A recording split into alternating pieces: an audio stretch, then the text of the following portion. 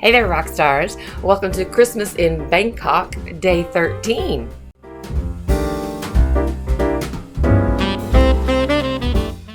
So it is the 13th of December, and I have another gift from my Advent that I'm going to open up, and then I have something for you.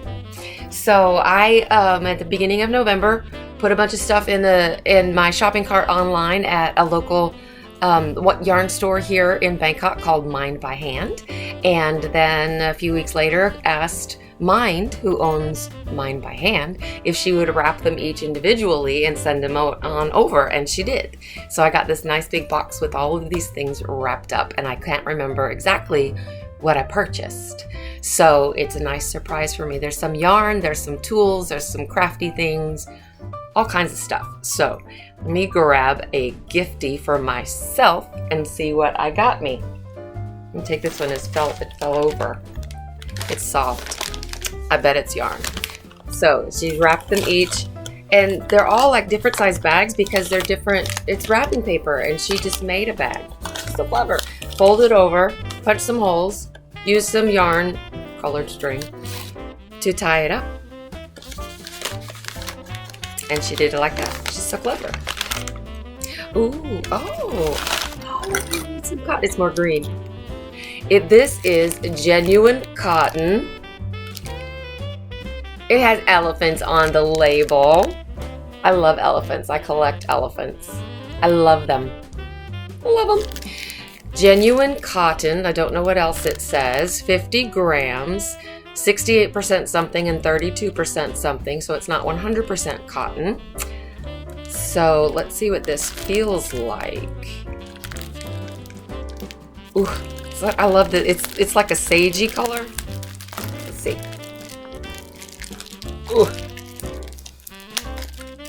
She taped it up, even though it's a sealed plastic bag. I guess so. It's a nice, smooth shape.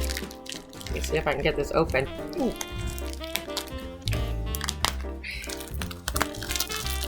There. What a nice color. I really wanted, I remember seeing this yarn and thinking that I wanted to try it because this is tube yarn. And I know as my students, those who are in my crochet club, as they continue to work with yarn and frog it and chain it and frog it and chain it and single crochet it and frog it, you know, it really pills and frays, and it does, especially the yarn here is not wound very tight. So I thought that this would be really great yarn for the kids, but also this is really soft. Why is this so soft?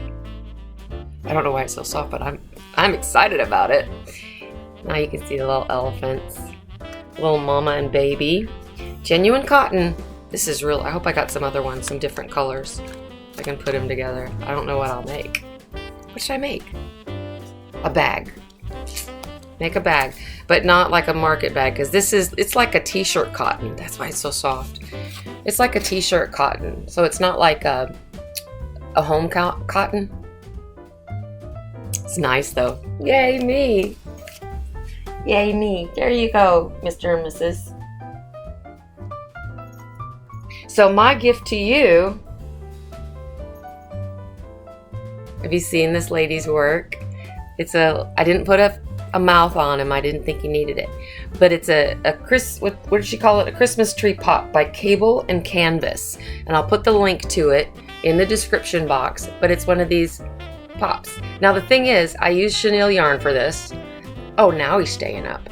But look, it's so soft. And I also use like a 5.5 millimeter, like I do.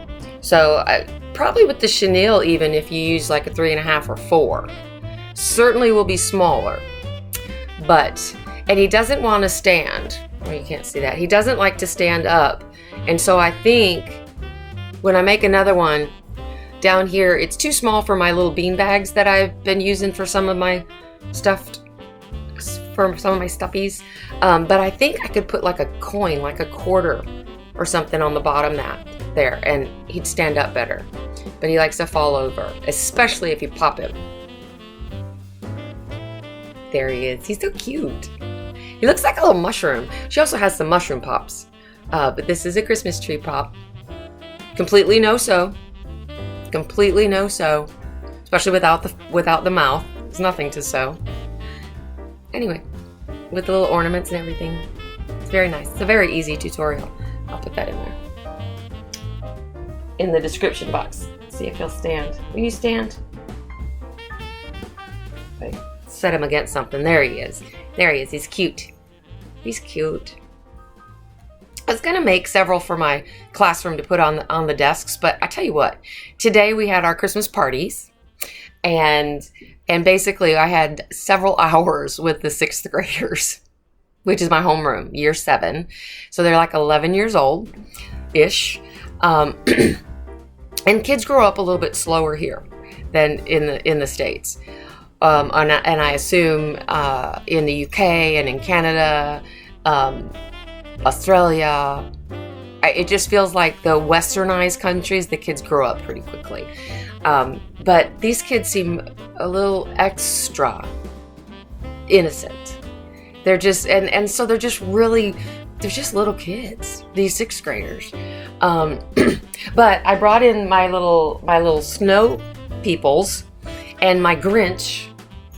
Oh, I put him back over here. And my Grinch so that they could see them, and they put them up on the tables. And I'm glad I didn't make a bunch of these because the chenille doesn't hold up very well to a lot of hands and throwing and playing. And these guys, after one day, they're filthy. And her hat kept coming off. I'm surprised the scarves are still on them. I don't know. Anyway, they're cute.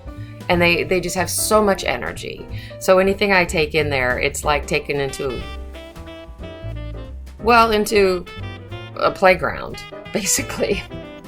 Anyway, it was fun today. But though we started off with the snowman theme.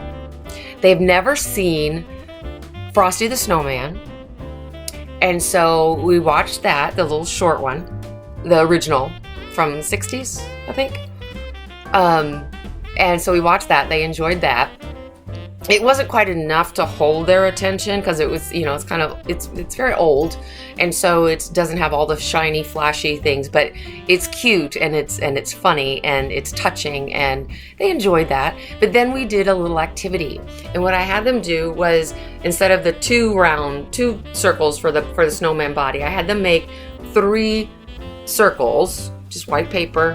Cut out 3 circles. We used everything we could find that was round in the classroom to draw the circles so they could have the 3 increasing sizes.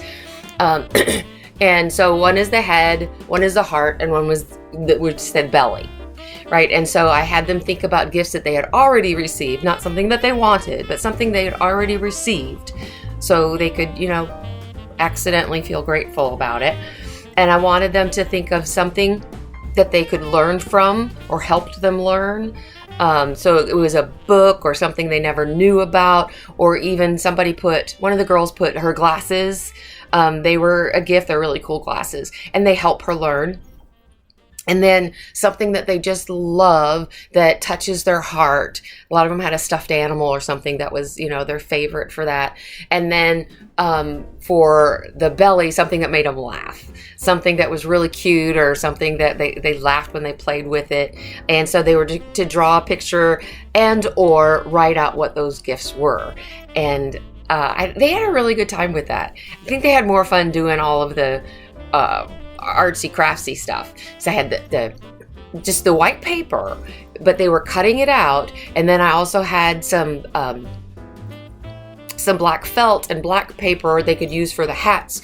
I also had some pipe cleaners they could use, and some red chenille yarn that they could use, either of those for like a scarf, and for the nose and things like that. I had buttons that they used like down the belly and even for the nose and the eyes, and they had a lot of fun with that. But in order to do that, they needed to use glue, and not just the glue sticks. Here, really, all you can get your hands on is glue sticks, not like the Elmer's glue, like the liquid glue. Another American teacher had been using some of the liquid glue. It wasn't quite Elmer's glue, but it was, school-aged white liquid glue, like Elmer's. And so I went and I asked her, and she let me borrow. She had 6 little bottles of the glue. Brought it in so that they could use it. I was so surprised. It just makes you stop and think how different these kids, they seem so, they're just normal kids, right? One of my kids, TK, I think it was TK, he came up to me while he was making, he's a smart kid. This kid is smart, he's clever. He was making his snowman, he was trying to use that glue, and he didn't understand how to use the glue. I said, well, you have to twist the top. So he started to try to twist the whole top off. I was like, no, twist that back on. It's the top part. You just kind of unwind a little bit so that it pops up and that there's no longer a stopper there. And then to close it, you twist it back down and it's like an internal stopper, right? And then it stops the glue from coming out. So you have to open it up so that you can squeeze it out. Oh, okay. I didn't know that. They didn't know that. Isn't that funny? 6th grade. 6th grade. It's not that they're sheltered, it's that their life is different. And another thing, I have yet to be able to get my hands on markers. Just color pencils, and color pencils. And you can find, now they have some gel pens, different colors of gel pens. And every time at both of the schools that I've been at, when I ask for markers for the kids to use, they deliver to me a handful of individual whiteboard markers, green, red, black, blue. Whiteboard markers. Like, no, markers, markers for crafts. No, I can't find them anywhere. I can't find them. The kids swear that they're out there. I don't know that they know what I'm talking about though, because I haven't seen them. And I've been out and looked in some of the stores, and I've looked online. I just can't find them. Anyway, things are just different. They use different things for arts and crafts, and if they do crafts, they're not. It seems like now that I have other American teachers around me, a couple of them. Well, only one other one is a female, though. And she likes the hands-on crafty. The other one's a guy, and he's an English teacher. What are you gonna say? No, I'm just kidding. He doesn't do a lot of crafts, but she does, and that's where I got the glue from. But I think it's an American thing. A lot of hands-on crafts, as opposed to just studying the exam. Not teaching to the exam, but studying the exam. That's how, they prepare, is studying past papers. And it works for them. So, but I still like for the kids, especially my homeroom kids, but even some of the older kids, I like to get out, let's get dirty, let's get messy, and use some scissors and some glue and some markers, please and thank you. I just think that the color does so much to the learning process. I mean, even if you're taking notes, I can find highlighters. So I always have lots of colors out so that they can make it exciting. Anyway, I just wanted to share that with you. I also have some pictures from today of the kids making their snowmen, and I'll try to find some pictures where you just have like the profile of the kids, and I have a class shot with their snowmen. I'll go in and obscure like their eyes for some of them, because some of them have a cute smile on. I don't want to do their whole face, but a couple of students are still wearing masks, and so you can't really see who they are. So I'll leave that. So anyway, Merry Christmas, Merry, Merry, Merry. Whatever you're celebrating, I hope that you're having a good time and not stressing out too much. It's supposed to be fun, so I hope you have some fun. For yourself and for your family. Just have a good time. Find something that makes you happy. And if you start to get a little bit stressed out, do me a favor, pause and think about, what is it that's stressing you out? Is it something that somebody outside of your family has put this expectation on you? Is it something that's important to you and your family? If it's not, don't stress out about it. Don't worry about it. Find your own way. Find your own joy. Find your own excitement within whatever you're celebrating this December. Even if it's just December, it's a fabulous month, right? So, Merry Christmas. I love you guys. Bye.